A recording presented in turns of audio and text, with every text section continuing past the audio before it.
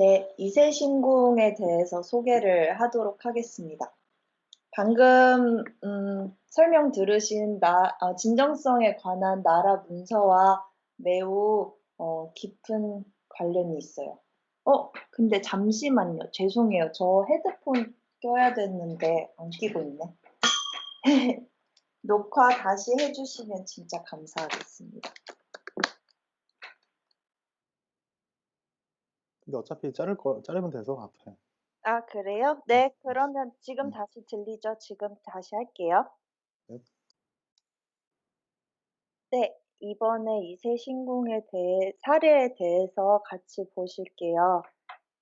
오늘 제가 발표할 파트는 첫 번째는 이세신궁을 소개할 거고 두 번째는 좀 전에 그 진정성에 관한 나라 문서에서 배웠듯이 이 진정성이라는 단어 자체에 대해서 좀 고찰하는 그런 내용이 있어요. 그리고 여기에서 이제 제목이 역사적 재료란 무엇인가? 존재적 유와 무 이렇게 되어 있는데 여기서 존재적 유는 존재하는 무언가의 본질인 물질, 마테리를 의미하고 존재적 무는 불교에서의 비어 있음, 공에 대한 개념이 나옵니다.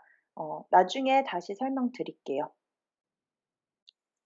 이세는 오사카의 동쪽 미에현에 위치한 작은 마을이고요. 그 나라 진정성에 관한 나라 문서가 바로 여기 옆에 있는 나라 이 지역에서 나왔어요. 이세 신궁은 이세 시가지에서도 좀 떨어진 산으로 둘러싸인 곳에 위치하고 있고 책에서는 동굴과 같은 숲으로 둘러싸인 자연 풍경의 한가운데 신궁의 자리가 위치한다라고 표현을 하고 있습니다.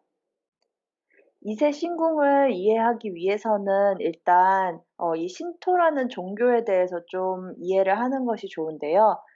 신토는 일본의 종교로서 유신도라고도 한다고 합니다. 우리나라로 치면 불교나 기독교처럼 일본에서 가장 보편적인 민속 신앙이고 6, 7세기 정도에 다양한 고대 전설과 중국의 불교가 섞여서 만들어졌습니다. 경전의 가르침이나 개조가 없고 신화, 그리고 신토의 신앙이나 외경의 대상인 카미, 그다음에 자연 신앙과 조상 숭배가 혼합된 민족 종교이고 자연과 신을 하나로 보고 신과 인간을 잇는 도구와 방법이 제사이며 그 제사를 지내는 곳이 이러한 신사이고 성역화되어 있다고 설명합니다. 이세 신궁은 신토 최고의 신이자 태양신인 아마테라스 오미카미를 모시는 황대 신궁과 의식주를 상징하는 신인 도요우케노 오미카미를 모시는 도요우케 대신궁으로 구분됩니다. 어 책에서 따로 정확한 설명은 없었는데 제가 제대로 이해했다면 이 태양신을 섬기는 곳이 이세 신궁의 내궁이라고 하는 곳이고 의식주의 신을 모시는 곳이 외궁입니다. 두 성역은 벽으로 막혀 있으며 순례자들이 직접적인 접근은 불가능하다고 해요. 일반적인 신토 신전의 구성 형식인데요. 일단 여기 처음에 시작하는 게 토리라는 그 기둥과 보로 이루어진 신전의 대문이 있고 여기 보시는 석재 계단을 올라가면 산도라고 하는 신전으로 향하는 길이 나옵니다. 여기 좌측에 테미지아라고 해서 손과 얼굴을 세정할 수 있는 우물이 준비되어 있습니다. 이 산도 양쪽에는 장식적인 석재 등인 토로가 위치하고 있고 여기 6 번에 보이시는 것은 카구라덴이라고 해서 종교적 의식을 준비하는 장소라고 합니다. 그리고 그 맞은편에 위치한 것은 관리사무소예요. 여기 8 번은 일본 그 종교 건물에서 많이 볼 수 있는 그 나무 목재에 소원을 거는 그런 복납을 하는 작은 나무판들을 걸어 두는 장소이고 여기 9 번은 에다미야라고 해서 작은 신전 건물이라고 합니다. 이 10번 여기에 있는 작은 것들은 이 신전을 지키는 개 조각상들이에요. 이 11번은 하이덴이라고 해서 예배당을 말하고, 그다음에 12번에 이 건물을 둘러싼 요 담장, 목재 담장을 타마가키라고 부릅니다. 마지막으로 가장 중요한 혼덴이 여기 있습니다. 이 혼덴은 카미를 보호하는 중앙 건물로서 이 하이덴과 혼덴의 지붕에는 이 나무로 장식된 특별한 그런 구조물이 올라가 있습니다. 이세 신궁은 아까 말씀드렸듯이 내궁과 외궁으로 구분이 되고요. 나이쿠라고 불리는 내궁은 690년도부터, 그리고 외궁은 692년도부터 매 20년마다 인접한 대지의 종교적인 의식으로서 재건이 됩니다. 지금 배치도에서 보시는 게 좌측은 다음번에 인제 그 재건이 될, 현재는 빈 공터로 놓여진 그런 대지이고, 여기 우측이 현재 재건이 되어 있는 상황을 보여줍니다. 그리고 41 회였던 1585년 이래로 두 내궁과 외궁이 같은 연도에 재건이 되고 있습니다. 오늘 살펴볼 건물은 내궁이며 가장 잘 알려진 건물입니다. 배치도에서 보시다시피 위가 인제 북쪽이고, 그래서 이 내궁은 남향을 바라보고 있으며 그 뒤에 종교적 보물을 보관하는 두 개의 작은 공간이 있습니다.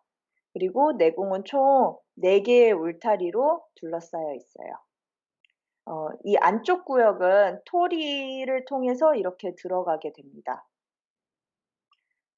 그런데 가장 안쪽에 있는 문에는 흰색 천이 걸려 있고, 이것은 이 신성한 공간은 신만이 접근 가능함을 상징한다고 합니다. 바닥은 지표에서 10개의 기둥으로 들어 올려지게 되고, 이 건물 자체는 목재 벽으로 감싸집니다. 중심 축에는 계단이 놓여서 외부와 건물 내부를 연결하게 됩니다. 지붕은 처마가 깊게 내려오는 박공지붕 형태며, 용마루에는 치기가 십자가 모양으로 교차를 하고, 카츠오기가 평평하게 놓여 있는 그런 장식적인 모습을 볼 수 있습니다. 이러한 조형미는 오래되고 절제된 모습을 보여줍니다. 이 공사 과정은 상당히 간단한 편이고 논리적입니다. 후대 일본 건축물들에서 볼 수 있는 메다른 천정이 여기에는 적용이 되지 않았고, 노출된 그 구조 자체의 아름다움을 보여줍니다. 사용되는 목재 기둥 또는 다른 부재들의 크기, 그리고 비율은 면밀하게 고려되었습니다. 이세 신궁은 본질적인 건축물이며 역학적 계산에 의한 구조체가 아닙니다. 신궁은 사람의 혼이 가장 순수한 텍토닉한 형태로 드러나게 됩니다. 후쿠겐이라고 하는 것이 인제 저희 나라 말로는 복원이라고 번역될 수 있는데, 어 인제 이 이세 신궁을 복원하는 이 작업, 20 년마다 다시 새로 재건하는 이 작업을 식년천궁이라고도 해요.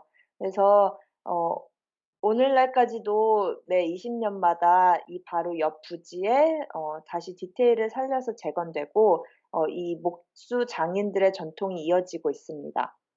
어 여기는 그 목재에 대한 깊은 지식을 증명하고, 이 각 원목의 개별 특성을 다스리기 위해 성장한 원목에서 고품질의 제제목을 얻는 법을 보여줍니다.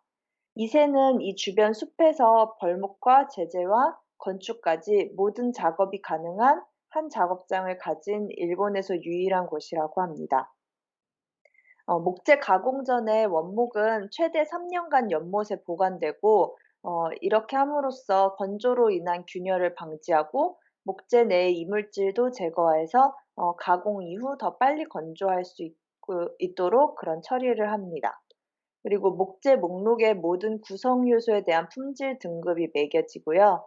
이 마구리 면의 균열을 방지하기 위해서 제재된 목재에 밀랍 유화액을 먹이고 클립을 박아 건조 과정을 거칩니다. 그리고 가장 최근의 식년 천공은 일본 해세 25년인 2013년 10월에 있었습니다.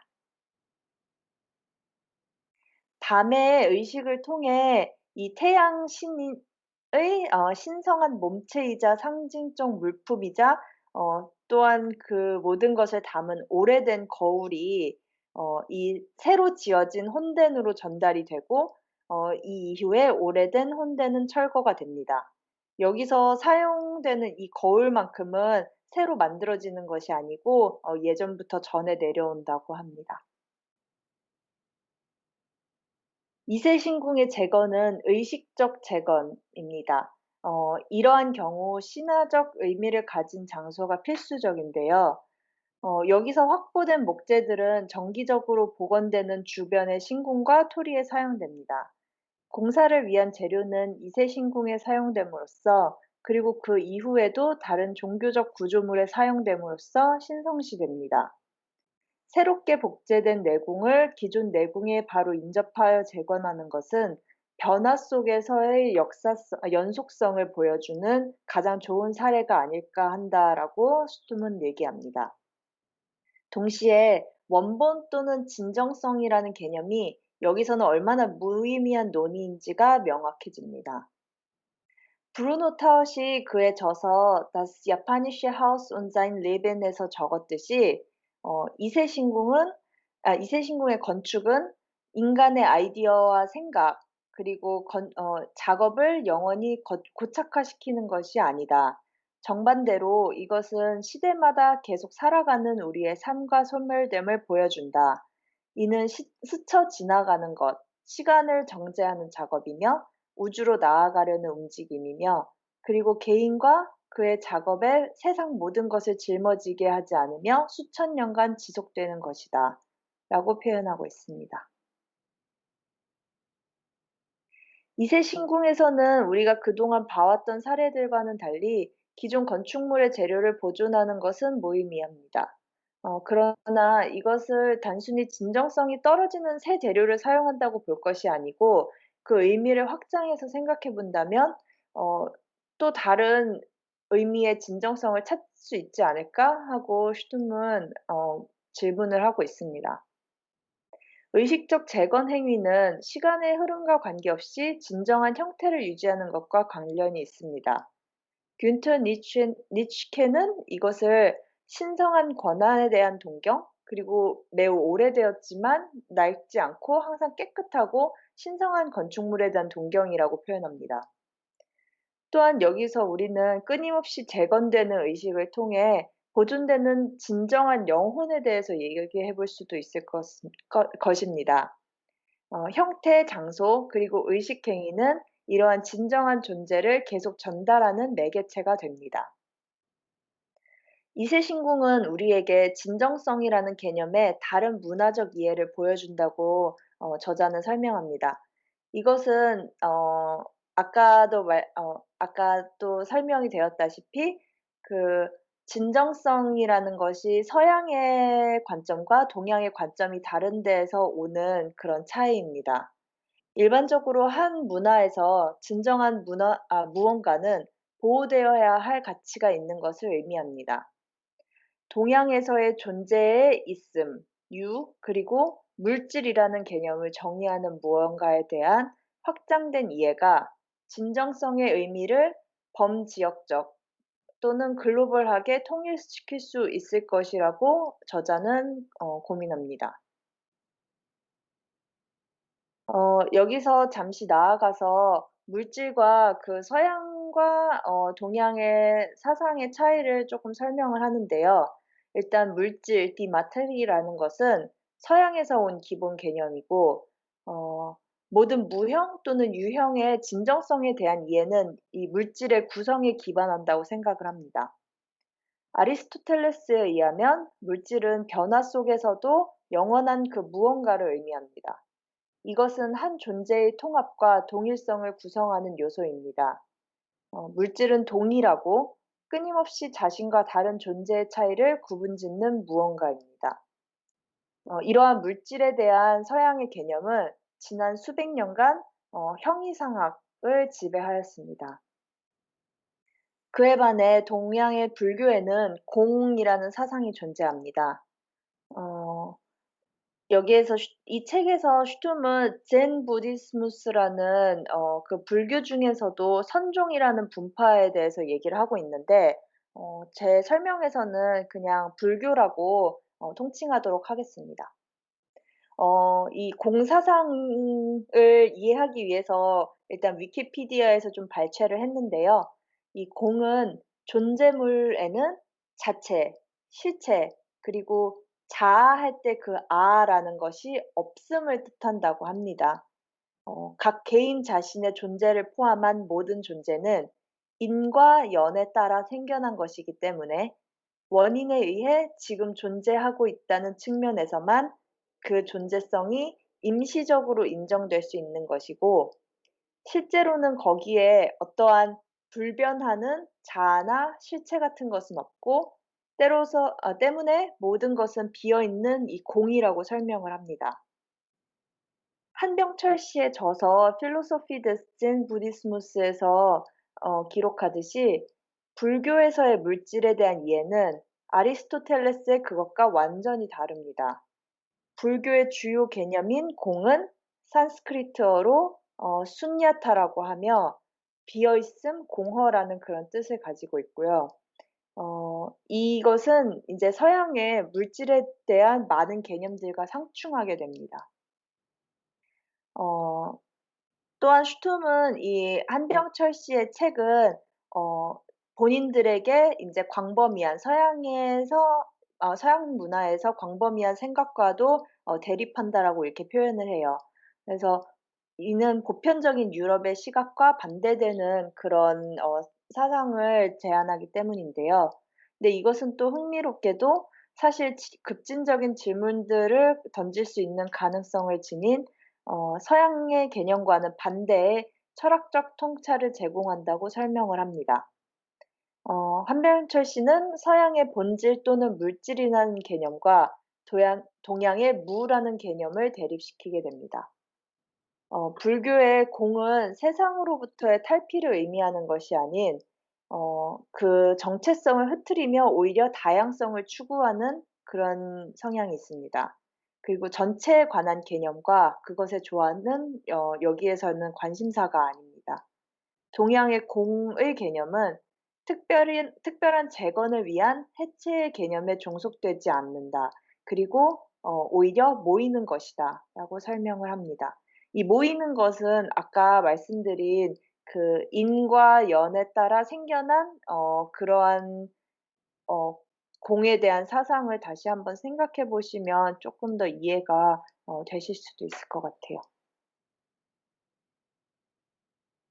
어 한 이 정도로 설명을 하고 사실 여기서 저희가 뭐 불교에 대해서 더 깊이 파고들고자 하는 건 아니니까 어 저자도 우리의 관심사는 단지 물질, 존재 또는 진정성이 불교에서는 별개로 구분되지 않는다는 그 사실에 집중을 합니다. 어 이는 또 요약하자면 이 "비어 있음, 공은 유지될 수가 없다."라고 얘기를 하고요. 여기에서 우리는 진정성의 의미적 경계에 도달하게 됩니다. 어 여기서 좀 재밌는 말이 나오는데 저자가 다시 진정성에 관한 나라 문서를 언급하면서 사실 이 일본어 자체에 진정성이라는 authenticity라는 단어 자체가 존재를 하지 않기 때문에 그에 비해 이 불교적 영향을 받은 일본에서 진정성에 관한 나라 문서라는 그런 것이 도출되었다는 것 자체가 굉장히 역설적으로 남아 있다라고 표현을 합니다. 세계문화유산협회의 일본인 대표인 노부오 이토는 다음과 같이 설명을 합니다. 진정성이란 단어는 고대 그리스에서 유래하며 라틴어로 존재했다. 그에 비해 일본어에서는, 그리고 아마 다른 많은 동양의 언어에서는 진정성, authenticity라는 개념을 설명하는 정확한 단어가 존재하지 않으며 대체할 수 있는 다른 개념이나 단어들이 존재할 뿐이다. 따라서 우리는 우리의 언어가 유럽의 언어로 충분하게 번역될 수 있는지에 관한 의문이 든다라고 얘기했습니다. 이토에 따르면 가장 근접하게 번역될 수 있는 단어는 genuineness와 reliability가 있습니다. 실제적으로 다른 의미를 가진 이 두 단어는 문맥에 따라 모두 동시에 사용되어야 한다고 주장합니다. 책에서 이 두 단어를 동양의 언어로 명기하지 않아서 정확한 건 아니지만 제가 찾아본 의견으로는 이 genuineness는 참진, 이 뭔가 진실된 그런 것을 의미하는 진이라는 단어로 표현을 할 수 있을 것 같고 reliability는 확실한 그런 이 단어로 표현을 할 수 있을 것 같습니다. 이토는 이세 신궁의 반복적 재건은 전통 문화 그리고 특히 건축 문화를 후세에 물려주기에 아주 적합한 방식이라고 설명합니다. 마지막으로 슈툼은 이세 신궁을 다시 한번 언급하면서 오래되었으나 실제로 역사적이진 않은 이 건물을 오늘날 문화적 유산의 개념과 결합될 수 없는 다른 근간을 가지고 있다고 말합니다. 그 이유는 다음과 같은데 여기서 불교라는 단어를 사용을 하긴 했지만 실제적으로 이세 신궁이 불교가 아닌 신토 종교라는 의미에서 개인적으로는 이 문장의 표현에 오류가 있다고 생각을 하기는 합니다. 그러나 신토가 불교의 영향을 받았기에 어떻게 보면 이 생각의 근간이 같은 뿌리에서 자리 잡는다는 가정을 하고 다음 문장을 이해하셔도 좋을 것 같습니다. 불교에서의 건축물과 예술 작품의 보존은 오늘날 문화유산의 개념에 의한 동기와는 다르고 이는 부처에 대한 믿음 또는 절을 세운 성직자 또는 절을 세우는 데 지원을 한 누군가에 대한 존경심에서 나옵니다. 조각상, 그림 또는 다른 형태의 예술 작품은 부처의 형상과 부처에게 바쳐진 성물, 그리고 성직자가 남긴 성물을 표현합니다. 건축물 또한 거의 동일한 이유로 받들여지고 보존됩니다. 이상입니다. 수고하셨습니다. 수고하셨습니다. 수고하셨습니다. 감사합니다.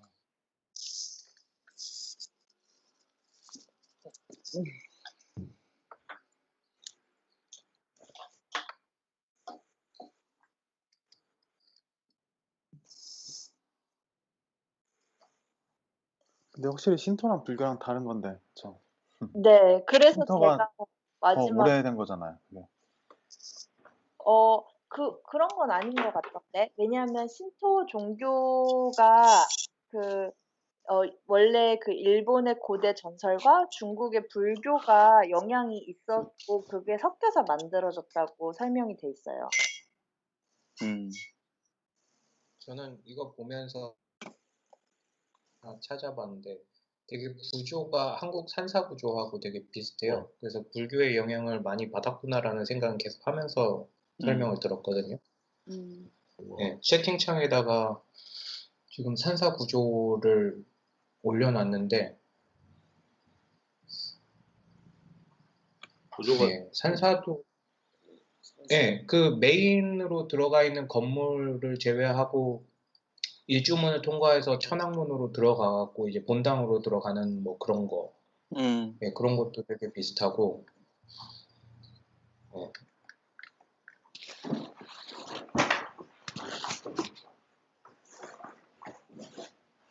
지금 방금 전 거 그 본당에 네. 그 하나만 더 전으로 와주실래요? 이거요? 배치도? 아니면 배치도 더 전? 전, 아, 그 전. 이거 더 전? 네. 아, 네. 이 부분도 되게 재미있었던 게, 아까 설명하실 때 이 지붕 위쪽에 장식물이 뭔가 상징을 한다라고 하시지 않았어요? 어, V자 사실 모양으로 이렇게 올라오는 게. 네네. 이 치기가 이렇게 X자로 교차를 하는데 사실 이게 무엇을 상징하는지에 대해서는 제가 그 의미까지는 잘 모르겠고 그냥 이게 일본의 어 이 신토 종교 건축물에서 많이 보이는 그런 네. 지붕 어 장식적 요소라고 그 정도까지만 알고 있어요.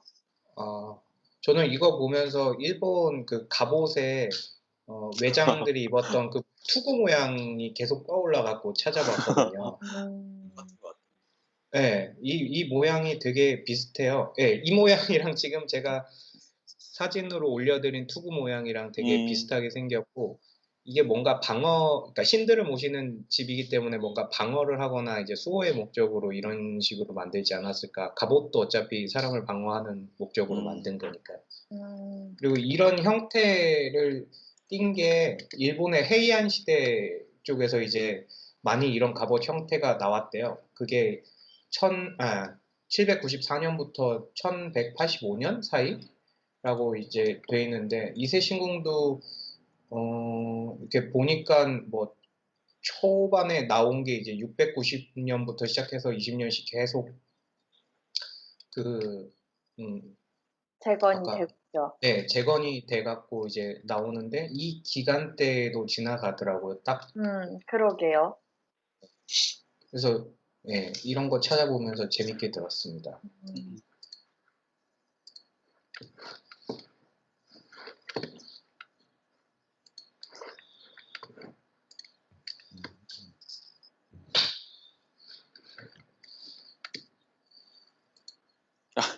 이때 실 동안 발표했던 단원 중에서 제일 어려운 부분인 것 같아요. 아 그래요? 예. 이 뒤에 이것 때문인가?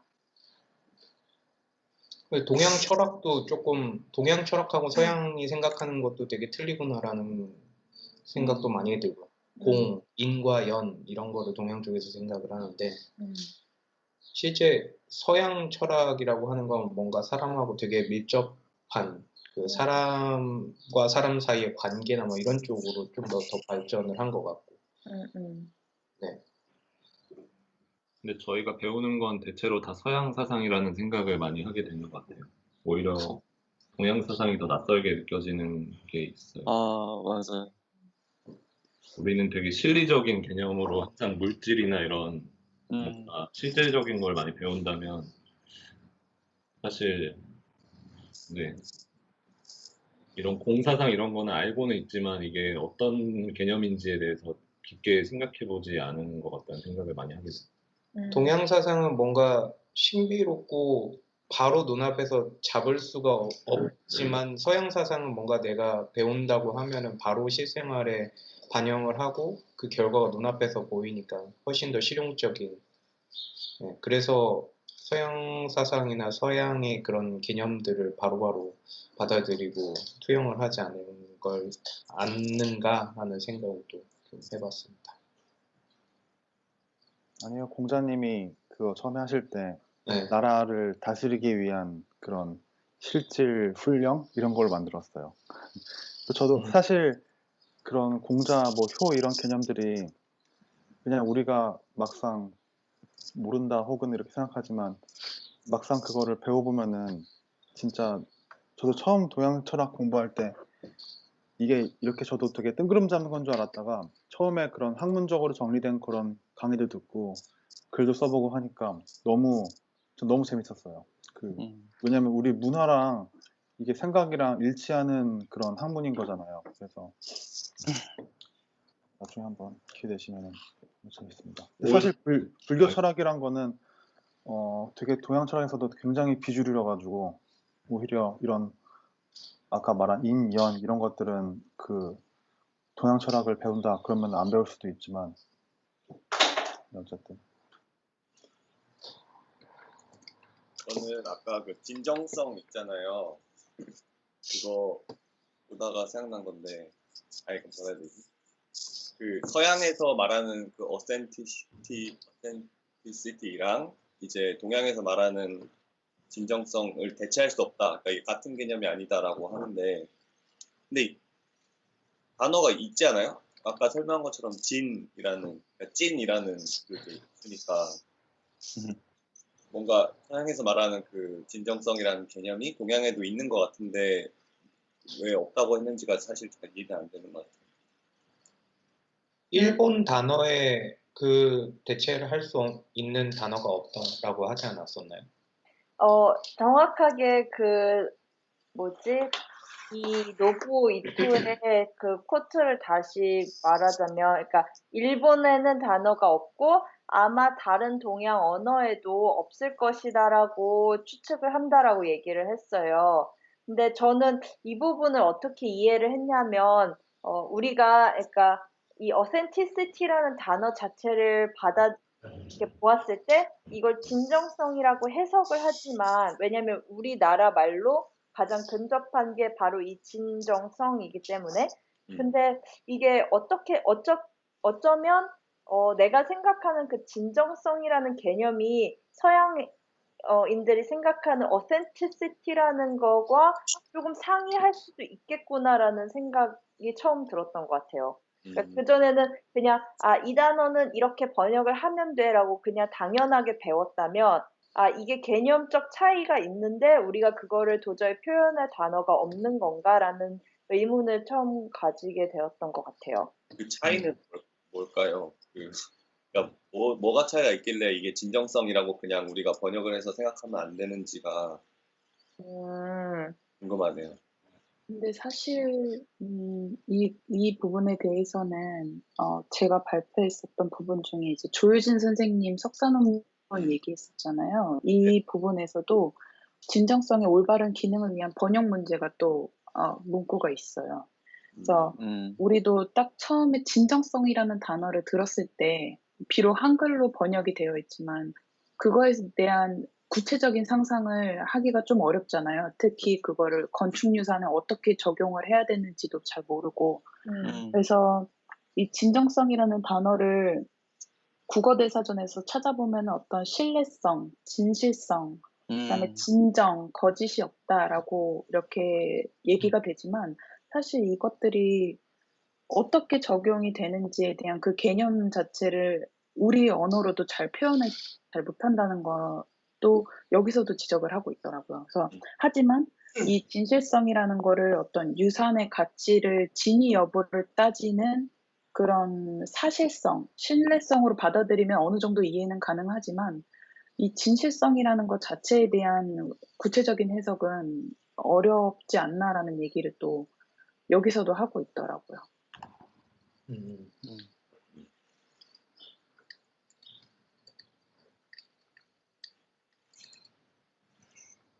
비슷한 개념으로 일본에서는 사생활이란 단어가 없다고 하더라고요. 그러니까 말하자면 그 단어를 조합할 수는 있는데, 그러니까 이 사람들도 진정성이란 단어를 조합할 수는 있는데 그런 단어가 없다는 거잖아요. 그래서 일본은 사생활, 특히 사 이런 거는 일본에서 와타시를 표현할 때 사로도 많이 쓰고 생활도 많이 쓸 텐데, 근데 그런 개인의 프라이버시를 뜻하는 그게 번역되는 단어가 없었다고. 지금은 또 모르겠지만. 그냥 프라이버시라고 할 것 같은데. 저도 비슷한 지금 단어 사례를 하나 또 생각을 해냈는데, 한국인이라면 누구나 그 정이라는 단어를 아주 뼛속까지 느끼잖아요. 근데 이거를 마치 다른 나라의 사람한테 설명을 하려면, 정은 뭐 이웃 간에 뭐 하면서 이걸 한 단어로 뭔가 간결하게 설명을 할 수가 없는 거예요. 우리의 모두 안에 있지만. 근데 그것처럼 이 진정성이란 단어도 뭔가 어떤 문화에서는 당연히 이러한 의미를 가지고 있지라고 그 모두가 이해를 하지만 그게 다른 문화에 가면 그걸 정확하게 개념을 100% 번역해서 이해하기가 어렵다는 그런 게 표현할 수 있는 단어가 없을 수도 있다라고. 정하고 비슷한 게 또 한 이런 거. 그렇죠. 서러움. 뭔가 한은 서럽기는 한데 뭔가 거기에 더 들어가야 될 것 같아. 한이 맺혔다 하면. 더 느낌이 좀 차가운 다르지. 그런. 되게 완전. 그 이번에 팬텀 시간 보는데 거기 미국 교포 친구가 그 우리나라 한해에 관한 노래를 부르는데 그걸 이제 연구를 엄청 한 거예요. 나름 한국어나 이런 한국의 대략적인 정서는 이해해도 한에 대한 그런 깊은 이해는 없었는데 그래서 윤동주 시를 막 이제 읽는데 한이 단순히 슬픈 게 아니라 억울함, 뭐 울분, 뭐 약간 어느 정도의 일정의 분노 이런 게 다 섞여 있다고 그 사람이 이해하더라고요.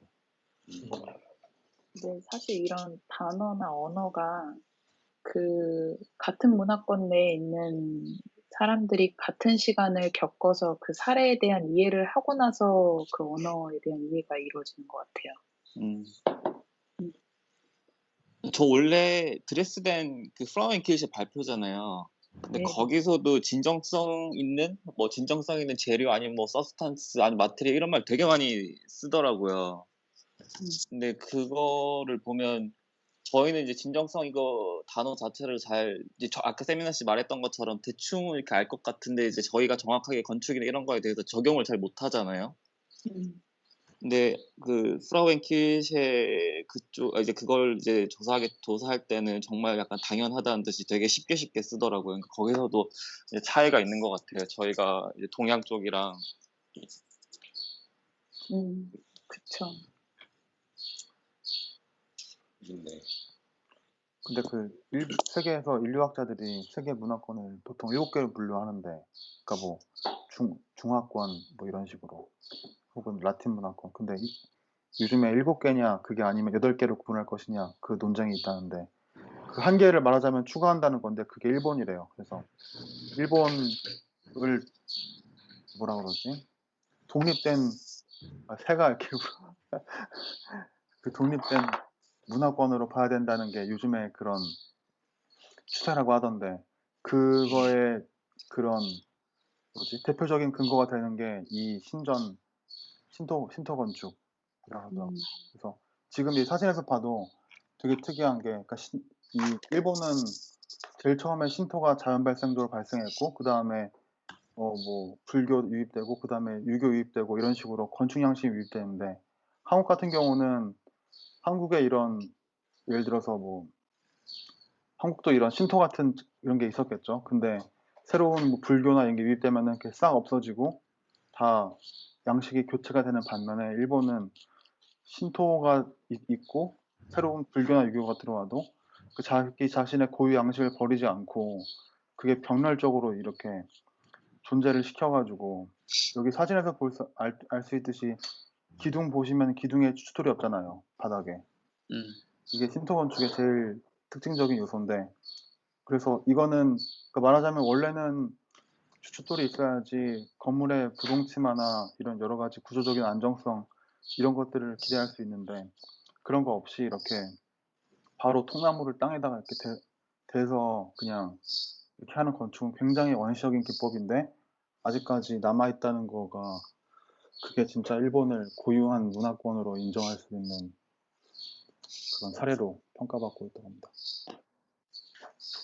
근데 지금 찾아보니까 문화권이 엄청 그 범위가 엄청 큰데, 만약에 일본 문화권이라는 게 생기면 되게 특별한 진짜 나라 하나만 딱 이렇게 문화권으로 상황이네요.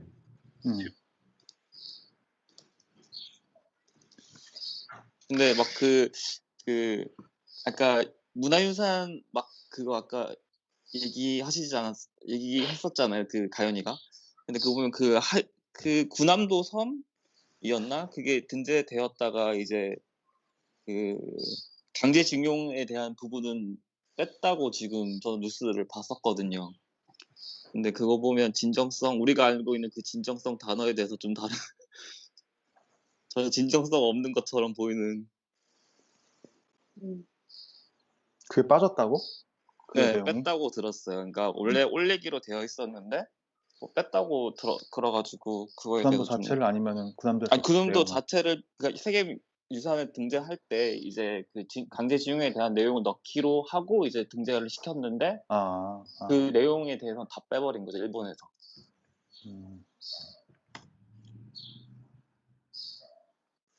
부끄러운 역사니까. 근데 사실 저도 이 부분을 좀 알긴 알았지만 이제 공부를 해 가면서 아까 전에 그 진정성에 관한 나라 문서가 나오는 배경에서 말했을 때는 뭔가 향후에 대의적인 의미를 갖고서 이런 나라 문서가 등장한 것처럼 생각을 하고 얘기를 하긴 했는데 쪼끔 더 실질적인 배경을 보면은 일본 입장에서 세계유산 협약 가입하고 이제 90 년대 초에 일본 유산들을 등재를 하려고 했거든요. 근데 일본에서 생각하는 진정성하고 서양의 기준에 있는 진정성하고 잘 맞지가 않으니까 등재하는 데 상당히 에러가 많았었나 봐요. 그래서 제가 제 개인적인 생각으로는 이런 전문가들을 초청을 해서 진정성에 대한 의미를 다시 재해석해서 좀 더 나쁘게 말하면 근데 나쁘게 말할 필요는 없지만 진정성에 대한 의미를 좀 확대를 해서 우리의 문화권이 갖고 있는 진정성의 특징을 좀 더 건축유산의 특징을 좀 더 잘 이해가 될 수 있도록 하는 그런 밑바탕이 되도록 이런 회의를 개최를 하고 문서를 만들고 결론적으로는 뭐 여러 문화권이 다 인정을 받을 수 있는 결과물을 만들어내긴 했지만 초반의 의도는 그러니까 본인들의 유산을 좀 등재하기 위한 영구적 장치지 않았나라고 생각이 들더라고요. 음,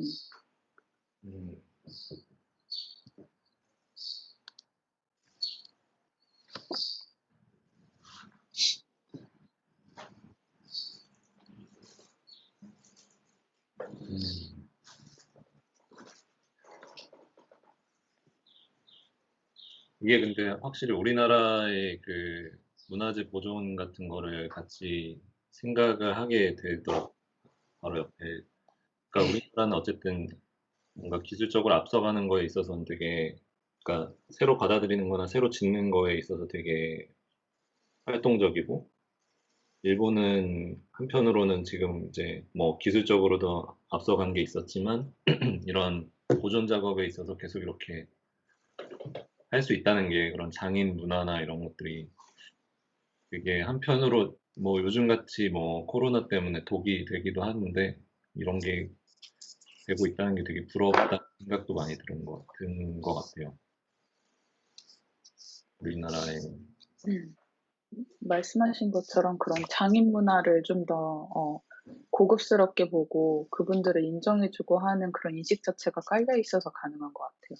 하지만 그리고 한국은 확실히 IT 기술이 문화재 복원하는 데 상당히 발전돼 있어서 제가 일했을 때는 성곽 면을 전체적인 3D 스캔을 해서 그것도 한 몇 년 전인데 3D 스캔을 해서 나중에 복원을 할 때 이 원래의 형태가 어땠는지를 다 디지털화해서 해가지고 아카이빙 해놓고 또 저희 CCTV나 이런 망 되게 연결 잘 돼 있잖아요. 이런 것들도 다 해서 또 그거하고 같이 연결된 화재 경보 시스템도 되게 발전돼 있고 해서 제가 일했었던 곳에서는 일본에서 와가지고 그 기술 배워가고 그랬을 정도로 확실히 현대 기술은 한국이 좀 더 발전한 것 같고 말씀하신 것처럼 예전부터 갖고 있었던 이 장인 정신을 잘 이어가고 있는 것 같아요. 한국이 장인 정신을 잘 이어가고 있다고요? 일본이.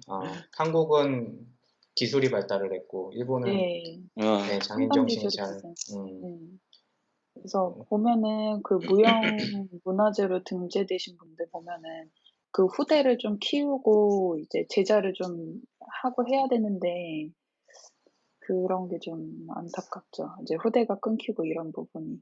그러니까 사실 이 20년마다 건물을 새로 짓는다는 게 어떻게 보면 없는 일을 만들어내는 과정이라는 생각도 들거든요. 그러니까 이게 그렇게 계속 뭔가 실질적으로 이런 걸 일을 만들어내야 또 그런 걸 가지고 그 장인들이 어떻게 보면 그걸 다음 세대한테 물려줄 때 실질적으로 보여주면서 또 할 수 있는 것 같고.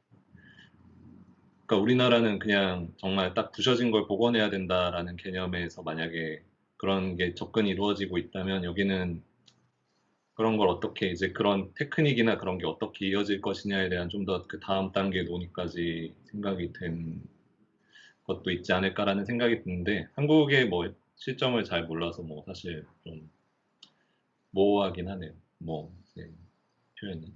근데 없는 일을 만들어서 이렇게 할 수 있다는 거는 되게 네, 테크닉의 전수 면에서는 상당히 의미가 크지 않을까라는 생각이 들어요. 음,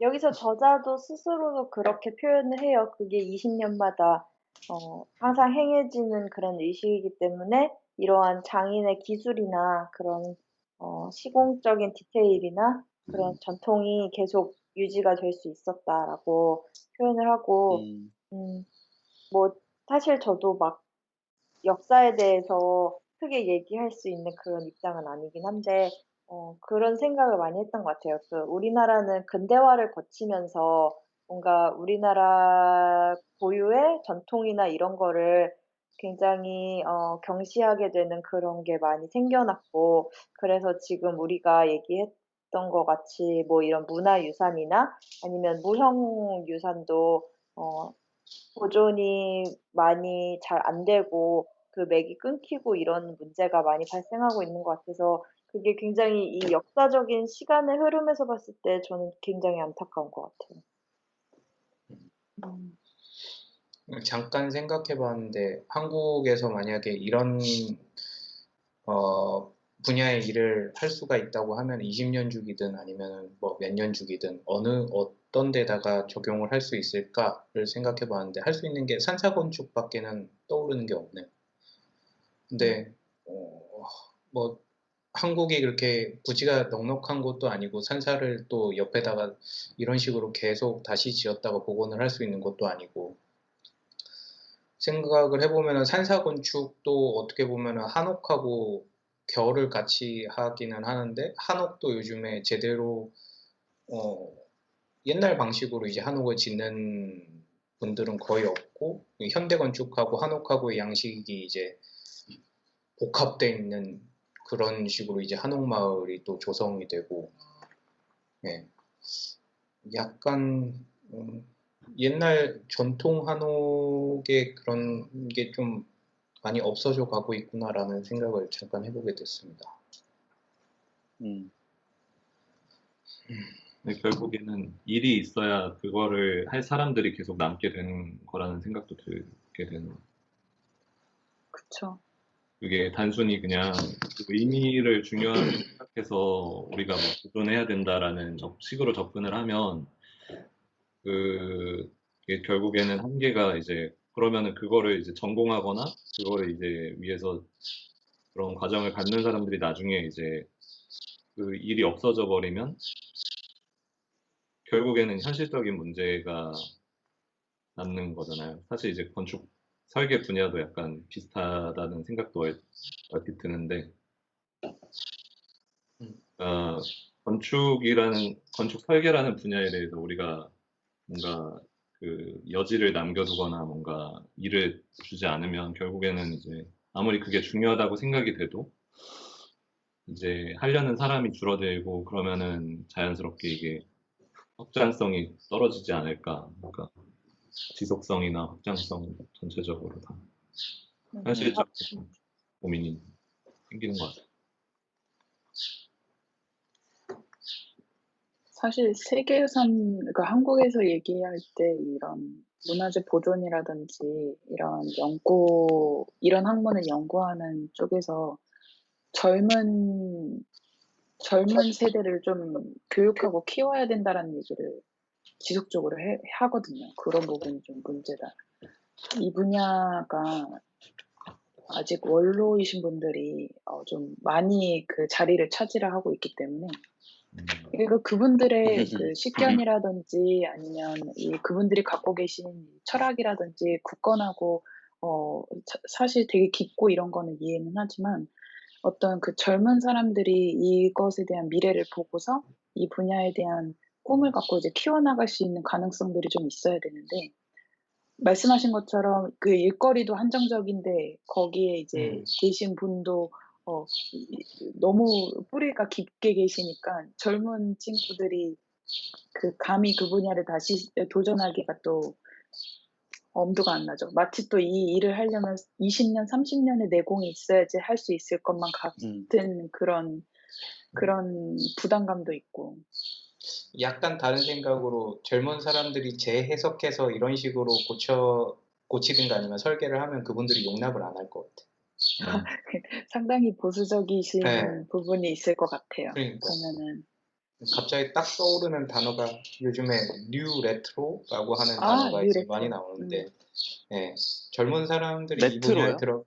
그러니까 복고를 하는데 그 현대 감성과 예전 레트로 감성을 이제 복합을 해갖고 뉴 레트로라고 많이 레트로. 네. 되게 재밌는 현상인 것 같아요. 그것도. 항상 우리는 그냥 복고풍 이렇게 얘기했지만 뉴라는 단어를 붙여서 좀 더 다른 식으로 또 해석을 하잖아요. 요즘 보는 TV에서도 아파트를 벗어나갖고 그냥 한옥에 살고 싶어하는 사람들도 되게 많기도 하더라고요. 뭔가 그러니까 한옥이라고 단정 짓기는 좀 그런데 그냥 주택이나 아니면은 뭐 좀 약간 자연이나 뭐 이런 쪽으로 따로 살고 싶어하는 사람들이 있는데 거기서도 이제 약간 양식 한옥 이것도 어떻게 보면 뉴 레트로라고는 하지만 어느 정도 내 생활 편의는 훨씬 더 이제 올리면서 양식이나 아니면 겉모습 같은 거는 과거의 그 한옥과 같은 그런 걸 딱 추구하는 그런 세대가 지금 저희 세대인 것 같아요. 그 얘기 약간 사실 되게 오래전부터 들은 것 같긴 한데 그 한옥에서 살고 싶어하는 사람은 꾸준히 있었잖아요. 근데 옛날 그렇죠. 한옥에서 살려고 하면 못 살아서 계속 한옥을 이제 개조하고 이제 뭔가 혹은 그 한옥에 이제 그 현대적인 걸 부여하고 하는데 그 한옥이라는 거에 되게 좀 매여 있다는 생각도 많이 들기도 하는데 그러니까 결국에는 외적인 한옥에 만족하는 경우가 많은 것 같기도 하고 그러니까 우리가 말하는 한옥이라는 개념이 되게 아직 충분히 논의가 이루어졌는지에 대한 의문이 들긴 하더라고요. 그래서 제 아는 친구네도 이제 저기 대구 쪽인 대구 쪽에 이제 한옥 한 5-6채를 이렇게 지어놨어요. 그래서 밖에서 보기엔 너무 한옥인데 안에 들어가면 완전 그냥 서양식 목조 건축으로 다 내부를 해놓고 그러니까 전혀 양식적으로는 고려하지 않고 그냥 외부에 기와만 얹고 그 마감에만 딱 신경을 쓴 그런 게 있어서 약간 한옥에 대한 좀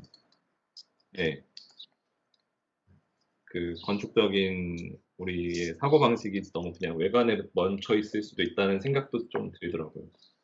그건 아닌 분들도 간혹 보이지만 그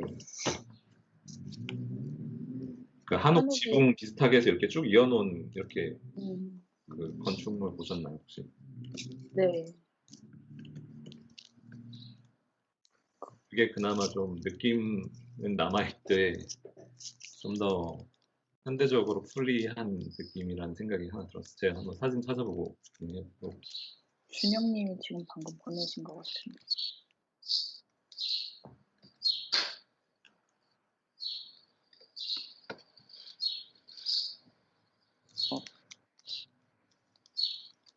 저는 가연님이 발표해주신 부분 보면서 계속 생각했던 부분은 한국이랑 일본이 갖고 있는 차이가 좀 있는 것 같아요. 그러니까 일본은 어떤 서양의 보존 철학도 받아들이지만 자기네 고집적인 보존 철학을 계속 고수하고 있는 것 같고, 과연 한국은 이런 한국만의 동양적인 보존 철학을 갖고 있는지 솔직히 이 사례를 보면서 좀 의문이 들었어요. 계속 세계유산이나 이제 세계적인 그런 흐름에 맞는 보존 철학을 공부를 하고는 있지만 한국식만의 보존 철학을 갖고 있는지가 의문이 계속 들더라고요. 음.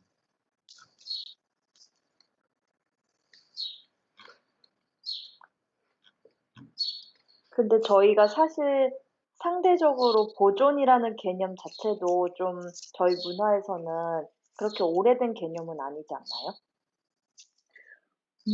왜냐하면 일본, 뭐 이거 되게 단적인 사례긴 한데 이 이세 신궁만 봐도 690년부터 계속 이 건물을 이 약간 뭐라 하지? 깨끗하고 새 것의 이런 형상을 유지하기 위해서 계속 이런 재건의 의식이 이루어졌고 그에 비해서 인제 우리나라에서는 뭔가 그러니까 허물어지면 그걸 복구한다라는 개념은 계속 존재를 했겠지만 뭔가 오늘날 논의되고 있는 저희가 지금 얘기하고 있는 이런 복원에 대한 개념은 상대적으로 좀 기간이 짧지 않나 저는 쪼끔 그런 것 같아요. 저도 그렇게 생각해요. 복원보다는 한국은 보수 개념이 더 강한 것 같은데. 갑자기 궁금해지는데 이세 신궁이 20년 단위로 저렇게 옮겨지면은 기존에 있던 자리는 그냥 두는 거예요? 아니면은 기존에 있던 것도 다 허무는 거예요? 기존에 있던 거를 허물어서 지금 보시면 여기 조그만 거 하나 남아있는 거 보이시나요? 건물 목쪽 가운데. 그래서 이 네네네네. 주변은 그냥 대지 여기는 비워져 있는 자갈 같은 걸로 채워서 비워져 있고 요거 하나 이렇게 남겨 있다고 해요. 20년 뒤에는 다시 저 자갈밭 쪽으로 이제 또 네, 얘가 옮기고 이제 이쪽에서 이제 하려고 재건이 부지를 되는 남기는 거죠. 진짜 부지도 여유를 많이 갖고 있어야 되겠네. 이렇게 하려면. 그렇죠. 저는 근데 이런 건축적인 유지 말고 실제로 그런 건 봤거든요. 그 유교 문화권을 아직도 갖고 계신 분들이 그 유교 제사를 꾸준히 이렇게 전국에서 올라와서 그 유교 사당에서 가셔서 제사 지내고 그런 거는 봤어요. 그래서 그 동네에 또 젊은이들이 또 와서 배우고 또 배우고 하면서 제사 지내는 거를 계속 이어나가는 건 봤는데, 이세 신궁, 응? 이거 20년 주기로 옮기는 이유가 뭐예요? 위치를. 그 기원은 사실 정확하게 뭐 문서화돼서 기록이 남아 있는 거는 없고, 근데 일단 여기 딱 이 페이지에 이 균터 니체에 의하면 뭐 이 신성한 그 권한을 계속 유지하고 그다음에 이 건물 자체가 노후화되는데 그거를 이렇게 노후화된 것처럼 보이게 하지 않고 좀 항상 잘 유지하기 위해서 세월이 흘러도 뭐 그거에 대한 동경에 의해서 시작됐다 이런 얘기도 있고 근데 정확하게 왜 이거를 20년 주기마다 다시 재건하게 됐는지에 대한 그 근거 자료는 따로 있지는 않는 걸로 알고 있어요. 그래서 그냥 이런 식의 추측, 해석 같은 것만 존재해요. 그러니까 어떤 새로운 건축물에 대한 이름 때문에 옮겼다는 소리를 유력한 거죠.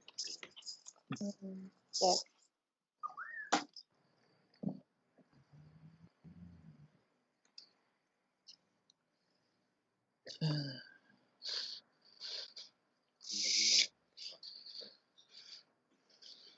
그냥 건축 기술적인 부분만 한국하고 비교했을 때 당시 일본의 건축 기술이 한국보다는 낙후해갖고 목조 건축물로 저런 건물을 지었을 때 20년 이상 가기가 어려워서 옮기기 시작했던 게 아닐까라는 생각이 또 갑자기 들긴 하네요.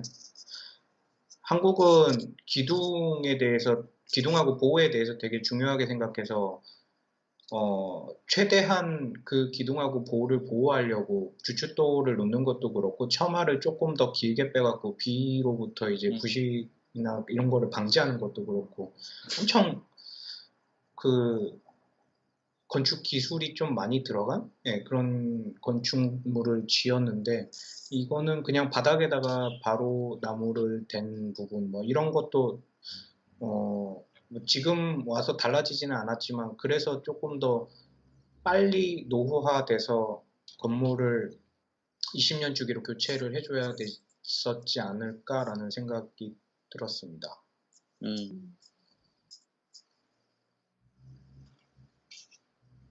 그러면은 지금 하나 저기 오른편에 지금 남아있는 거는 네.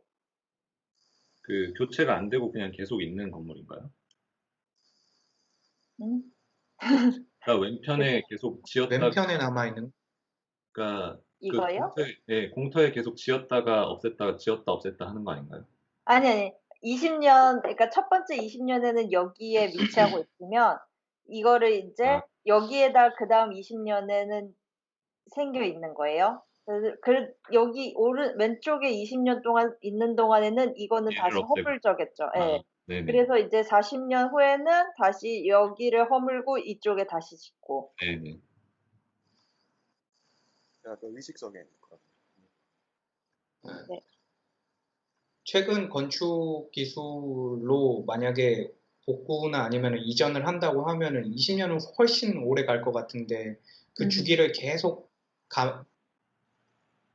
옮긴다는 거 아니에요? 건축이 계속 건축물이 서 있어도 구조적으로 안정함에도 불구하고.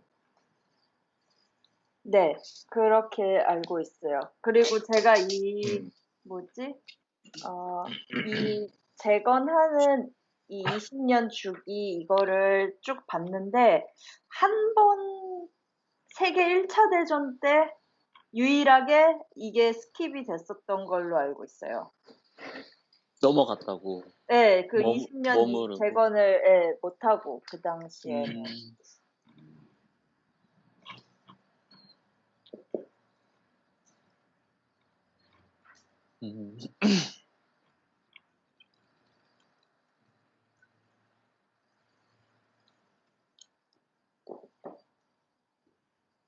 그 톨이라는 거하고 독일어 토어하고 약간 비교가 돼서 계속 생각이 나는.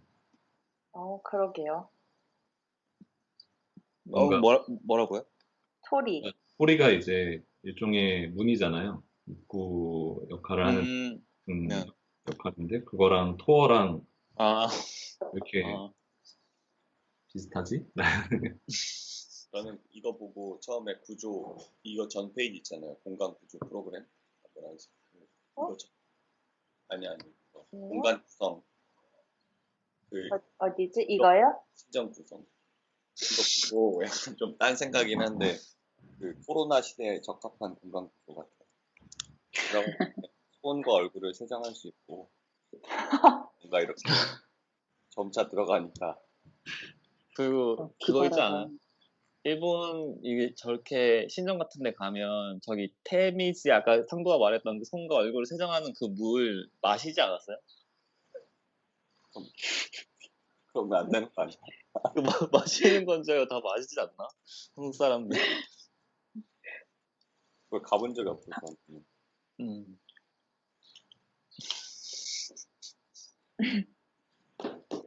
한국에서 사찰 갔을 때 손 씻고 마실 수 있는 약수로 내려오니까 마시는 것 같은데, 일본은 절대 마시면 안 된다고. 교토 어딘가 갔을 때 마셨던 것 같아가지고 여러 번.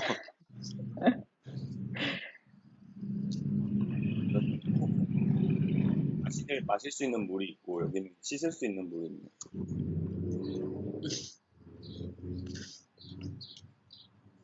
근데 너무 신기한 것 같아요. 이렇게 종교 건물에 그 본전에 들어가기 전에 항상 이렇게 손 씻거나 발 씻거나 하는 거는 이 불교도 그렇고 이 신토도 그렇고 그 무슬림 인도 쪽도 인도도 그렇고 항상 이 씻는 거, 그리고 종묘도 있거든요. 종묘에도 씻는 곳이 따로 있어요.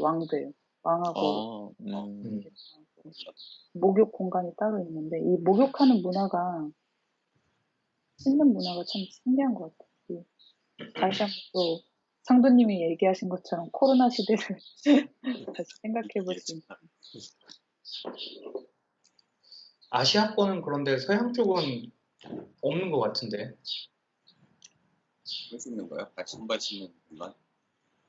네, 그냥 성을 구성을 했었을 때 성 안에 뭔가 궁으로 들어가기 전에 손을 씻는 장소가 있다거나 하지는 않지 않아요? 성당에는 있잖아요. 왕을 성당, 성당, 그렇지. 종교적인.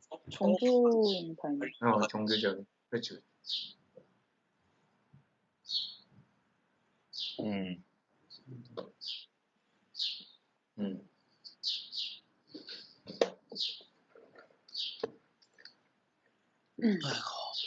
근데 그것도 있는 것 같아요. 동양은 약간 신발을 신지 않는 문화잖아요. 어떻게 보면.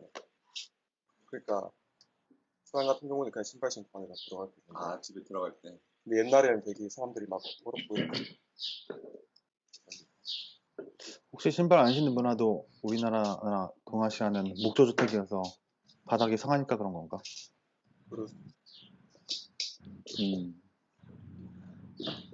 터키 같은 데도 어디 들어갈 때 신발 벗고 많이 가는 것 같은데.